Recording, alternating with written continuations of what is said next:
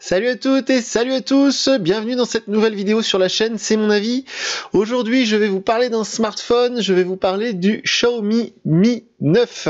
Alors si vous n'êtes pas encore abonné à la chaîne, je vous conseille de le faire, comme ça vous auriez pu voir, vous avez peut-être d'ailleurs déjà vu notre vidéo de déballage de ce Xiaomi Mi 9, qui est en fait le haut de gamme, le smartphone le plus perfectionné du constructeur chinois Xiaomi à l'heure actuelle. Il succède au Mi 8 et au Mi 8 Pro, qui sont les deux seuls Xiaomi que j'ai pas eu l'occasion de tester depuis que la marque a débarqué en France en mai 2018. Donc ce petit Xiaomi, qui est pas si petit d'ailleurs, que j'ai reçu maintenant il y a une semaine, le fameux Xiaomi Mi 9 dans sa version 64 Go en bleu Aurora, Blue Aurora, je sais plus comment il l'appelle. Donc je l'ai utilisé pendant une semaine à titre perso, donc c'est mon téléphone principal.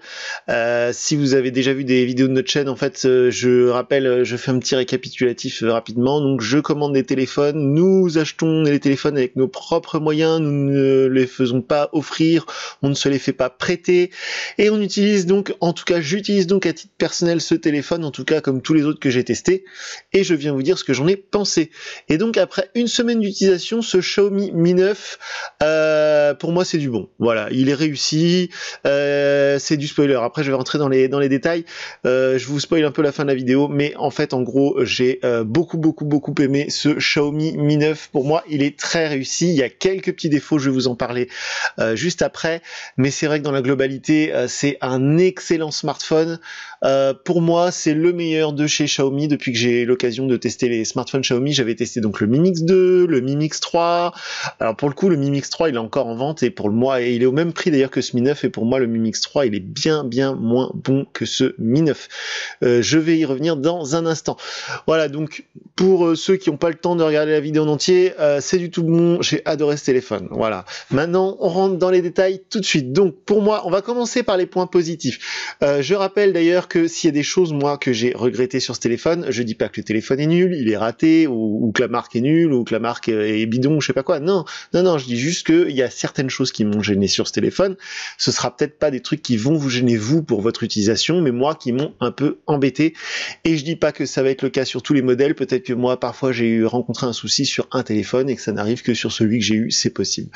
Voilà, donc on va commencer d'abord par les points positifs, par les choses que j'ai aimé, voire adoré sur ce Xiaomi Mi 9. On va commencer tout de suite par le design, qui est pour moi très réussi, c'est un très bel objet, il est magnifique, c'est dur de rendre en vidéo ou en photo. Le design de ce téléphone, il est 1000 fois plus beau en vrai qu'on peut le voir en photo ou en vidéo, ça rend 1000 fois mieux en vrai. Il y a des reflets holographiques partout, c'est superbe. J'avais montré dans la vidéo de déballage, que je vous conseille d'aller voir, il y a une espèce de petit anneau autour du premier capteur ici, je sais pas si vous allez le voir sur la vidéo, un espèce d'anneau holographique, c'est très joli, c'est un tout petit détail, moi je trouve ça vraiment sympa. L'objet en lui-même est très beau, c'est de l'aluminium anodisé tout autour, le châssis il est en aluminium, et l'avant et l'arrière c'est du verre de chez Gorilla Glass, donc du verre traité anti-chute, anti-rayures, etc., etc. Donc pour moi au niveau du design c'est du tout bon, c'est très réussi, il n'y a rien qui m'a gêné au quotidien au niveau de la conception générale de l'appareil, sauf un petit truc, mais j'y reviendrai dans les points négatifs, en tout cas dans les petits défauts que j'ai trouvé à ce téléphone. Alors sinon, mis à part ce design, qu'est-ce que j'ai aimé sur ce Xiaomi Mi 9? L'écran AMOLED, il est grand, il est lumineux, il est précis, il est fin, il est beau, il est réussi. Voilà, l'écran AMOLED, il est top, il est très réussi, c'est vraiment du tout bon. Rien à reprocher, en plein soleil, on voit bien, il est très lumineux. Quand on est dans l'obscurité, les contrastes, ils sont vraiment infinis, c'est vraiment superbe. L'écran, il est vraiment réussi. Maintenant, ça devient un peu banal de dire ça parce que même un smartphone à 100 €, l'écran il est sympa parce que maintenant voilà, faire un bel écran ça coûte pas très cher, beaucoup moins cher qu'avant, mais là c'est de l'AMOLED en plus, donc pour ceux qui savent pas ou celles qui savent pas, l'AMOLED ça fait que quand en fait on veut un pixel noir, on éteint le pixel et donc le noir est noir, quoi, il est profond, il est plus rétroéclairé, donc c'est vraiment top, c'est la même technologie que sur les écrans télé QLED ou OLED par exemple, voilà. Donc c'est un écran AMOLED de chez Samsung, il est très réussi et ça fait partie des points positifs de ce téléphone. Ensuite, un truc que j'ai beaucoup aimé sur ce Xiaomi Mi 9, c'est la Quick Charge, la charge rapide. C'est la charge rapide la plus performante que j'ai testée jusqu'à présent. Si vous visionnez cette vidéo et que vous voulez voir un petit peu plus à propos de ce Mi 9, je vous conseille de cliquer dans le lien sous la vidéo qui vous emmènera sur le test écrit qui est disponible sur notre site www.cmonavie.eu, et dans le test écrit de ce téléphone, je vais vous mettre un exemple de vidéo que j'ai filmé avec un autre smartphone. J'ai filmé ce téléphone avec un autre smartphone en train de charger, et vous verrez effectivement que l'animation, en plus de la charge rapide qui est très performante, la petite animation qui se déclenche sur l'écran, elle est vraiment chouette. Et donc cette quick charge, cette charge rapide, elle est très efficace. J'ai réussi à peu près à mesurer 2% toutes les minutes. Donc en gros, je l'ai laissé 20 minutes en charge, j'ai obtenu 40%. Voilà. Mais sinon, de toute façon, je le charge le soir, la nuit, quand je me couche, je le branche. Donc là, c'est difficile de constater la quick charge, la charge rapide. Mais quand j'ai fait mon test, j'ai branché, et effectivement, on a 2% par minute de recharge, ce qui est très très bon. C'est très rapide, c'est très agréable, ça peut dépanner. Par contre, effectivement, j'y reviendrai juste après, mais normalement, on n'a pas besoin de le recharger comme ça, puisqu'il tient facilement la journée. Mais ça, je vais y revenir juste après. Donc la quick charge, l'écran AMOLED. Ah oui, alors un truc aussi que j'ai adoré sur ce téléphone, j'avais pas eu l'occasion de tester cette fonctionnalité sur le Mi 8 Pro, parce qu'en fait, cette fonctionnalité du lecteur d'empreintes digitales sous l'écran, c'est pas nouveau chez Xiaomi, ça a été inauguré sur le Mi 8 Pro. Et là, en fait, donc je peux pas comparer avec le Mi 8 Pro, parce que c'est l'un des seuls Xiaomi que j'ai pas encore testé, mais je peux comparer avec le Huawei Mate 20 Pro, qui avait lui aussi un lecteur d'empreintes sous l'écran, et je peux comparer avec le Oppo RX17 Neo, que j'ai testé il y a pas longtemps, vous pouvez voir la vidéo sur la chaîne. Et sur le Oppo RX17 Neo, le lecteur d'empreintes sous l'écran, c'était pas terrible. Là, pour le coup, c'est très très performant, ce lecteur d'empreintes digitales sous l'écran, ça marche vraiment à tous les coups, ça marche très bien, et j'ai été agréablement surpris que, ça y est, Xiaomi maîtrise si bien cette technologie, surtout à ce prix-là, parce que le Huawei Mate 20 Pro que j'avais testé chez Huawei, donc, ça marchait aussi très bien, mais il coûte 1000 €. Enfin, il coûtait 1000 €, il a un petit peu baissé depuis. Là, ce Xiaomi Mi 9, on le trouve à 499 €. Donc, le lecteur d'empreintes digitales sous l'écran, c'est vraiment chouette à ce prix-là, et ça marche vraiment très bien. Aussi, et c'est un lien avec le lecteur d'empreintes digitales, c'est qu'il y a la reconnaissance faciale sur ce Xiaomi Mi 9. Alors, ça faisait partie des choses que j'avais reproché à son grand frère, le Mi Mix 3. Je m'étais fait insulter dans les commentaires parce que tout le monde disait oui, mais il suffit de mettre la région Hong Kong et comme ça tu peux profiter de la fonctionnalité reconnaissance faciale. Alors moi, je suis pas du genre à faire des bidouilles. J'achète un téléphone et je l'utilise tel que tout le monde va l'utiliser, donc je vais pas faire des bidouillages dans les réglages pour obtenir telle ou telle fonction. Là, ça y est, maintenant Xiaomi nous propose à nous aussi français, on va dire, la reconnaissance faciale, et ça marche très bien. Alors évidemment, c'est pas aussi perfectionné que sur un iPhone par exemple, parce que Face ID, il a un petit projecteur qui fait un peu comme le Kinect chez Xbox, qui fait des petits points sur le visage, donc c'est de la reconnaissance faciale en 3D, donc c'est très sécurisé, plus en tout cas que sur ce Xiaomi. Mais par contre, voilà, moi je suis pas un mania de la sécurité, j'ai rien à cacher sur mon téléphone, je travaille pas au FBI ou je ne sais où, donc du coup, si c'est pas très sécurisé, je m'en fous un peu. Par contre, ce qui est super, c'est que ça marche super bien, même quand je suis pas parfaitement en face du téléphone. Je sais pas si vous voyez là, je suis vraiment genre à 45 degrés, ça marche instantanément, c'est très très très performant. Il y a très peu de temps, il y a 2 semaines de ça, j'ai testé le Xiaomi Pocophone F1, qui est son cousin, on va dire, et la reconnaissance faciale marche aussi très très bien sur le Pocophone F1. Donc ça y est, je pense que c'est vraiment quelque chose qui a été acquis par Xiaomi. La technologie, elle est rodée, elle marche bien. C'est certes moins sécurisé que sur Face ID, mais ça marche très bien. C'est moi en tout cas, c'est ce que je demande au téléphone, c'est que dès que j'en ai besoin, hop, il me reconnaît et il se déverrouille. Donc ça, pour moi, c'est du tout bon aussi. Ensuite, on va parler un petit peu des choses qui fâchent, mais avant ça, je vais vous parler encore de 2 petits trucs que j'ai trouvé vraiment cool sur ce Xiaomi Mi 9. La première chose, c'est l'autonomie. La batterie, quand je faisais ma vidéo de déballage, vous pouvez aller voir la vidéo sur la chaîne, l'autonomie, ça m'inquiétait un petit peu parce que la batterie de ce Mi 9, elle est pas énorme, elle fait pas 4000 mAh, elle fait que 3500-3200 mAh, ce qui est assez petit. En tout cas, maintenant, voilà, on a pris l'habitude de trouver des grosses batteries sur tous les smartphones chinois, en tout cas les smartphones asiatiques. C'est vrai que par exemple le concurrent californien, donc Apple, ils ont l'habitude de mettre des toutes petites batteries de 2000 mAh et puis ils arrivent quand même à obtenir des autonomies qui sont correctes. Là, ça me faisait un petit peu peur, il y a que 3200 mAh dans ce Mi 9 et pourtant ça marche très bien. J'ai pas eu besoin de le recharger une seule fois pendant la journée. Je suis pas tombé en panne de batterie une seule fois pendant toute ma semaine d'essai. Donc c'est réussi, voilà, c'est ce qu'on demande en fait, hein. Après en fait, j'ai envie de dire que le nombre de milliampères, la quantité de milliampères qu'il y a sous le châssis, sous le capot, on s'en fout un peu. Ce qui est l'essentiel pour nous utilisateurs, c'est qu'on puisse tenir la journée sur la batterie. Et moi, même si je m'en suis servi très intensivement, j'ai pris beaucoup de photos, j'ai été beaucoup sur internet, j'ai même installé quelques jeux, etc. J'ai passé des appels, des SMS, enfin bref, je m'en suis servi comme vous allez vous en servir certainement. Eh bien, la batterie ne m'a pas fait défaut, elle tient la journée, il n'y a pas de souci. En plus, comme je disais au début de la vidéo, il y a la charge rapide, la quick charge, donc si vraiment vous avez oublié de le charger la nuit par exemple, hop, un petit coup de chargeur, on le charge une demi demi-heure, vous avez 50% en gros, donc c'est vraiment très réussi cette charge rapide, et la batterie, en tout cas la gestion de la batterie marche très très bien sur ce Xiaomi Mi 9. Je pense ce qui participe à la bonne autonomie, c'est l'écran AMOLED, parce que les écrans AMOLED consomment beaucoup moins que les écrans LCD classiques. Ensuite, une dernière chose, avant de passer aux choses qui fâchent, une dernière chose que j'ai adoré sur ce Xiaomi Mi 9, ce sont les photos. Alors ça fait aussi partie des petits défauts, des choses que je vais lui reprocher, on va y venir juste après, mais j'ai adoré les photos sur ce Xiaomi Mi 9 parce qu'elles sont toutes superbes, les photos normales je dirais, c'est-à-dire que quand vous ouvrez votre application photo, vous tombez sur, en bas vous voyez il y a plein de possibilités, il y a 48 mégapixels, il y a plein de choses, il y a le mode nuit, le mode panorama, mais le mode par défaut c'est photo, ça utilise le capteur principal et ça marche très bien. Donc c'est ce qu'on lui demande, c'est ce qu'on demande à un téléphone, en tout cas moi c'est ce que je demande d'un téléphone, c'est-à-dire que quand je veux prendre un truc en photo, eh ben je lance l'application, hop, c'est prêt à shooter, on shoot et la photo, elle est à chaque fois très réussie, même en intérieur. Allez voir mon test écrit sur le site, il y a le lien en dessous de la vidéo, vous verrez, j'ai mis des exemples de photos que j'ai pris avec ce Xiaomi Mi 9, elles sont vraiment toutes très réussies, les lumières sont belles, les couleurs sont belles, c'est vraiment, voilà, le capteur photo, il est bon, c'est, voilà, c'est maîtrisé, c'est acquis, c'est ok, c'est très bon. Je vais ensuite, hop, on va basculer, hop, dans la partie un peu des choses que je reproche à ce téléphone. Là, on a dit plein de trucs positifs, plein de trucs cool. Alors, de toute manière, rassurez-vous, le téléphone, il est très bon. Je vais y revenir à la fin de la vidéo. Je vous conseille de l'acheter si vous hésitiez, etc. Mais, il y a des petites choses quand même. Et donc, cette partie photo, d'un côté, elle est super, et de l'autre côté, il y a des petits trucs que je reproche.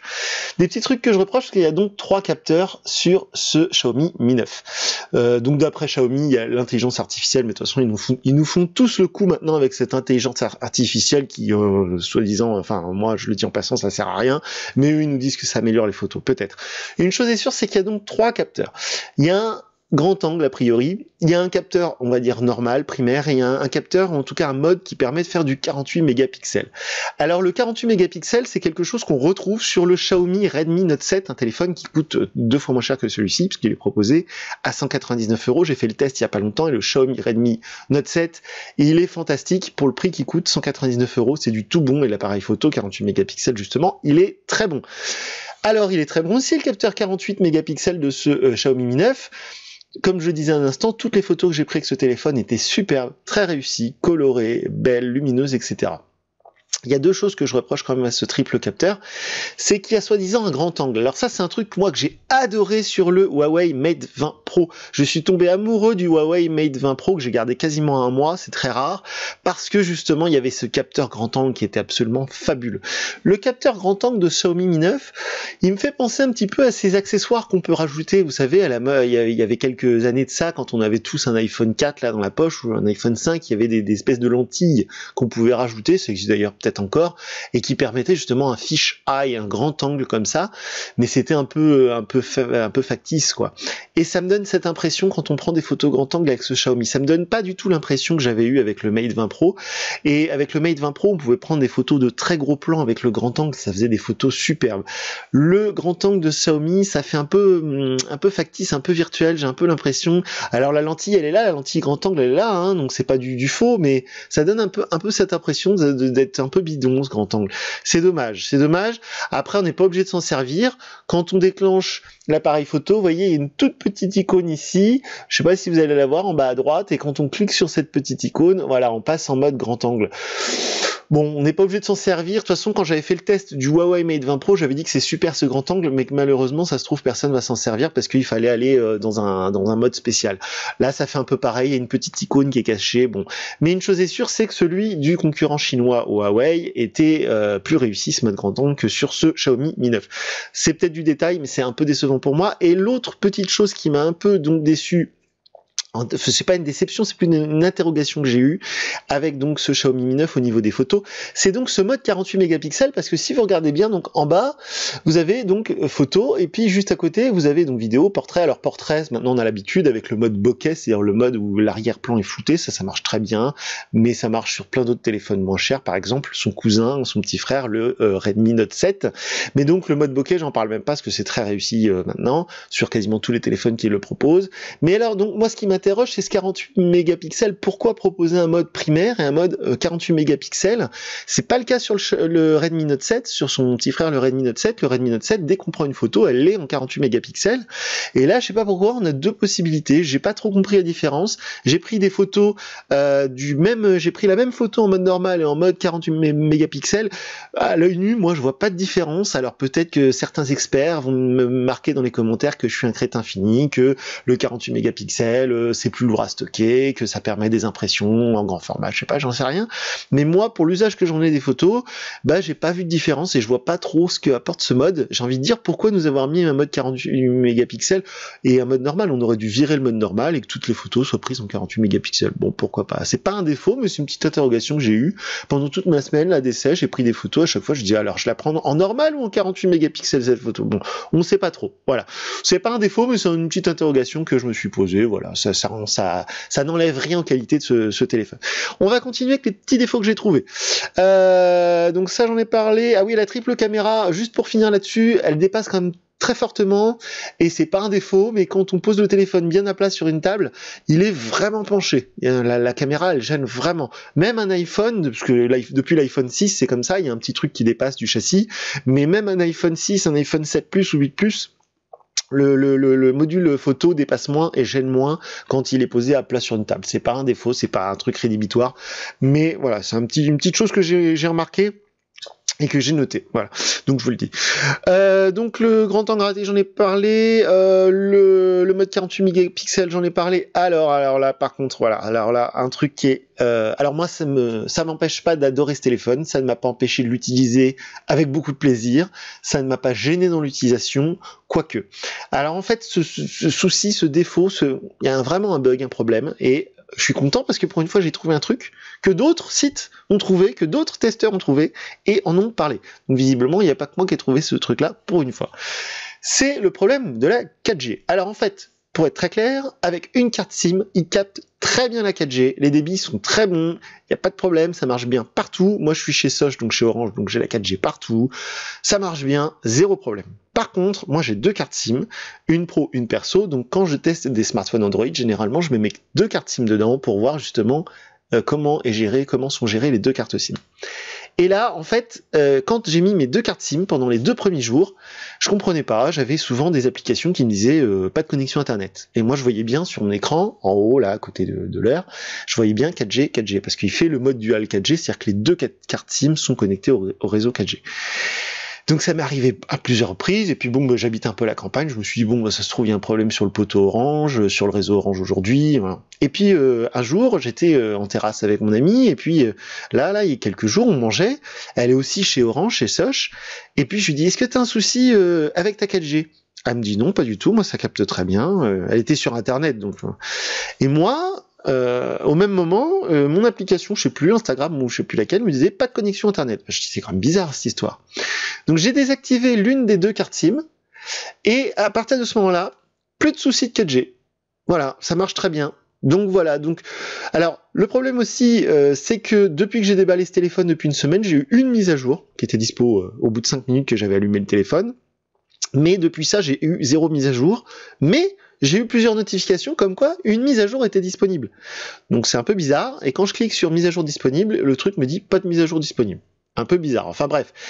Tout ça pour dire que ce problème de 4G, je pense que c'est purement logiciel, je pense qu'une mise à jour pourrait rattraper ce petit souci, mais quand j'ai une notif avec marqué mise à jour dispo, je clique dessus et ça me dit pas de mise à jour dispo. Donc je sais pas où en est Xiaomi, un pas en avant, un pas en arrière. Bref, une chose est sûre, c'est que si vous comptez utiliser ce Xiaomi Mi 9 avec deux cartes SIM, préparez-vous à avoir des petits ennuis de 4G. Moi pour ma part, j'ai désactivé l'une des deux cartes SIM, enfin en tout cas je l'ai enlevé de l'appareil, je l'ai mis dans un autre téléphone, et depuis j'ai zéro problème, la 4G ça marche très bien partout. Voilà, donc ça, c'est un défaut, c'est un truc vraiment embêtant que j'ai rencontré. Je pense que c'est pas lié à ce modèle précisément, je pense que c'est un problème logiciel. Mais à voir si c'est réglé par dans le futur. Et surtout, je pense qu'il y a très peu d'entre vous qui utilisent deux cartes SIM à la fois. Voilà. Il paraît que certains utilisateurs rencontrent des problèmes avec une carte SIM. Moi, ça n'a pas été le cas. Pour continuer sur les petits soucis que j'ai rencontrés, enfin les petits soucis, les trucs que je lui reproche un tout petit peu, c'est que par exemple, alors je le montrais, j'étais surpris même de voir ça dans la vidéo de déballage quand j'ai déballé le téléphone, c'est que comme d'habitude, donc sur la tranche principale, on a le bouton de volume et le bouton on-off. Et sur l'autre tranche, on a donc le tiroir SIM, comme d'habitude, et un petit bouton en plus. Je me suis demandé à quoi il servait. Je me suis dit, ça sert peut-être à déclencher l'appareil photo. Non. Quand on appuie sur ce petit bouton, on a Google Assistant qui se déclenche. Alors, je vois pas du tout l'intérêt parce que depuis les dernières mises à jour de MIUI, qui est donc le système d'exploitation de chez Xiaomi, donc l'interface Xiaomi qui rajoute par-dessus Android, donc depuis les dernières mises à jour MIUI, on peut dire OK Google. Et OK Google, ça marche même quand l'écran est verrouillé, même quand le mot de passe, il y a un mot de passe, etc. Vous faites OK Google, vous pouvez lui demander des trucs. C'était pas le cas avant. Par exemple, sur le Mi Mix 3 que j'ai testé, j'étais très fâché parce qu'on pouvait pas faire OK Google. Ça a été corrigé sur les dernières versions. Donc ce bouton, pour moi, ne sert à rien. Parce que même le téléphone étant verrouillé, même si vous avez un code, une empreinte, ce que vous voulez, vous dites OK Google et ça se déclenche. Donc pour moi le bouton il sert à rien, mais bon pourquoi pas. Donc il m'a pas gêné ce bouton, mais pour moi je vois vraiment pas l'intérêt.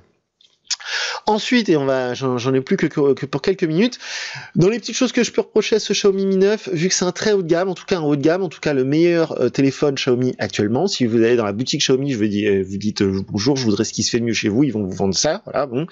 Et il n'y a pas de stéréo, alors c'est peut-être parce que la bordure est extrêmement fine, alors je m'explique pour ceux qui savent pas, la stéréo, ce qui fait quand vous avez le téléphone en mode portrait, comme ça, quand vous regardez, paysage, pardon, quand vous regardez une vidéo sur YouTube ou quand vous jouez un jeu, le son il sort ici, mais il sort aussi de l'autre côté, sur le haut-parleur qu'on utilise pour les appels.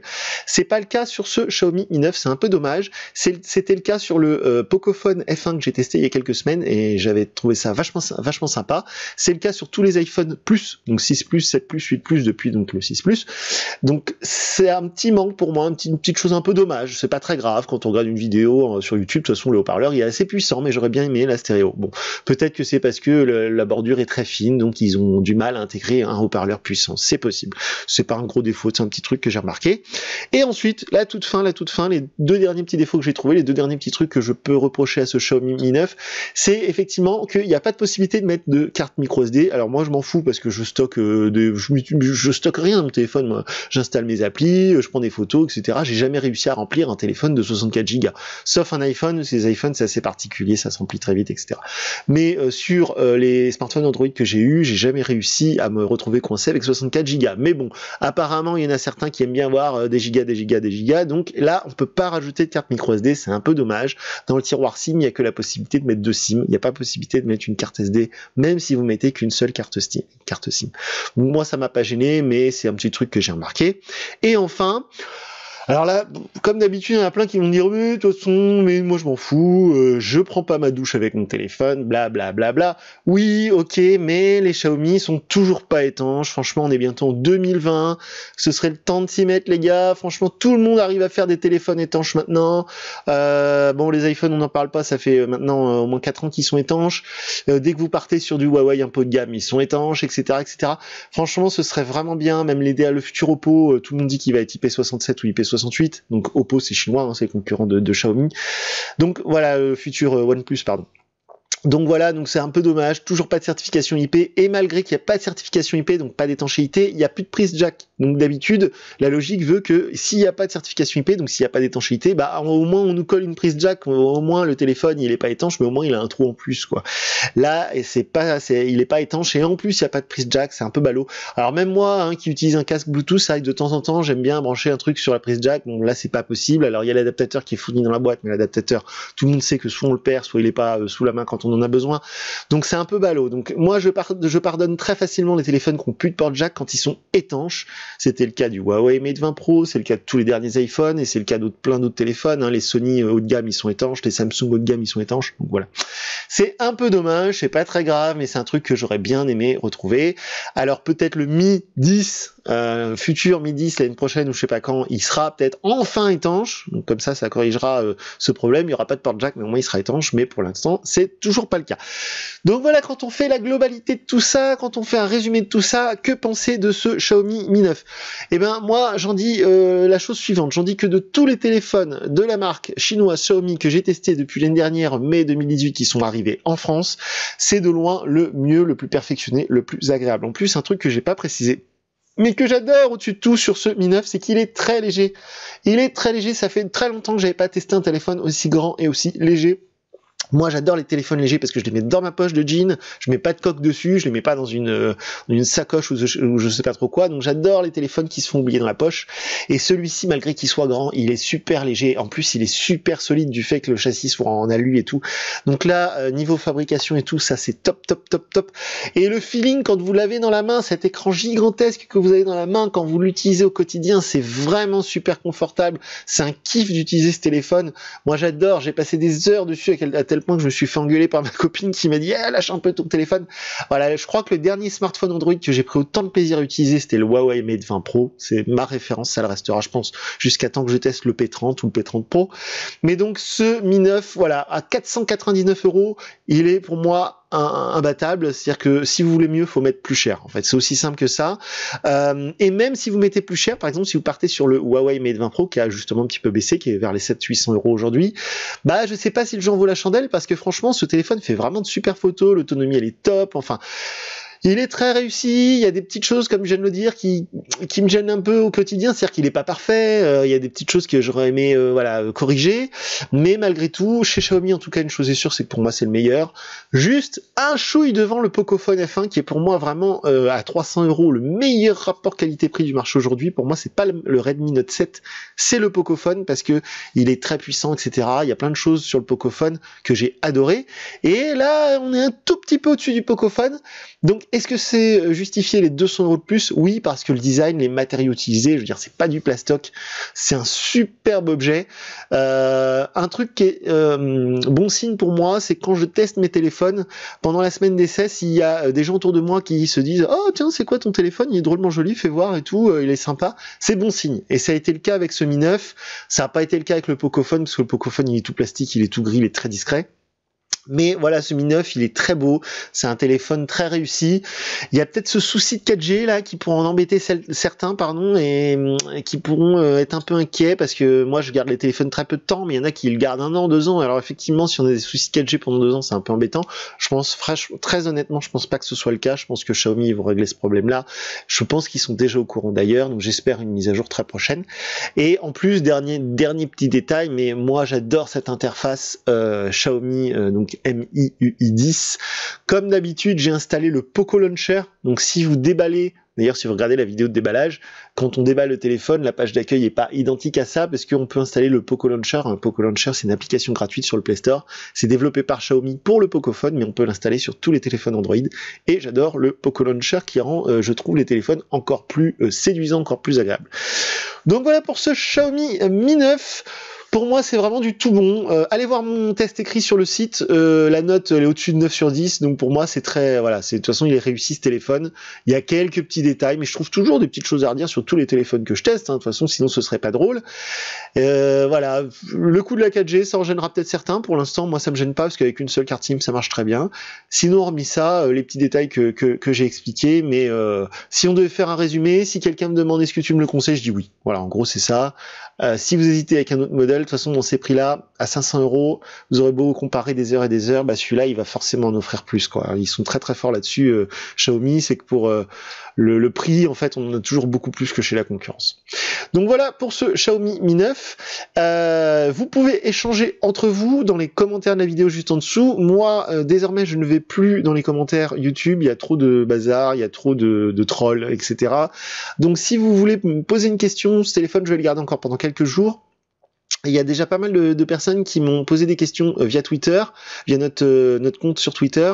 Le compte c'est mon avis, donc je vous conseille d'aller, si vous avez des questions, contactez-moi. Donc soit dans les commentaires sur le site, sur l'article dédié à ce Mi 9, soit via nos réseaux sociaux, j'y répondrai bien volontiers. Si vous voulez que je teste des applis ou des trucs comme ça, des fois il y en a qui me demandent ouais, est-ce que sur telle appli on peut faire ci, est-ce que j'ai pas précisé, mais il y a le NFC, donc on peut faire le paiement sans contact, et il y a la charge sans fil que j'ai pas testé parce que j'ai plus de chargeur QI, il faudrait que j'en recommande un, sûrement celui de chez Xiaomi d'ailleurs, mais il fait aussi charge sans fil.